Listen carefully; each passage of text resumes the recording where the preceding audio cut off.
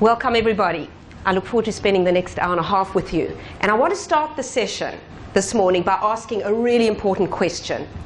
Why has diversity suddenly been elevated as a strategic item on the corporate agenda when we know for a fact that for the last 25 years it's been languishing in the corridors as a second-class citizen? For those of you who are old enough and have been around long enough, you'll know that diversity was only an issue that organizations paid any attention to for a little bit of reputation management, to make sure they didn't land up in front of the Anti-Discrimination Board, or mouth things like, we need to resonate a little bit more effectively with the community out there which we service. But diversity had never been considered a real strategic issue. So why?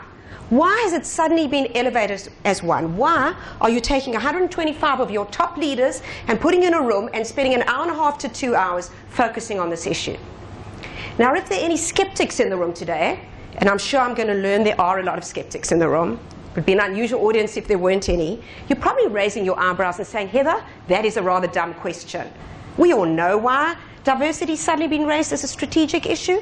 It's because the ASX Corporate Governance Council has introduced compulsory reporting requirements on gender. So all ASX listed companies have to elevate it as a strategic issue. And it's nothing more than that. It's just that it's a more highly regulated environment. And we've got the Workplace Gender Equality Act that was just promulgated. And now we've got 6 reporting indicators on gender that every organization employs more than 100 people has to report on. So it's just this highly regulated environment. It hasn't become a more strategic issue in any way whatsoever. Now, I think you all know better than I do that law does not dictate human behavior. Law is what we call a trailing indicator. Law doesn't tell people how to behave. Laws respond to changing norms and expectations in society. And in fact, the real reason why we're in such a highly regulated environment is because there have been major changes that have been going on at a macro and microeconomic level, impacting on organizations, which have positioned diversity to provide a sustainable competitive advantage.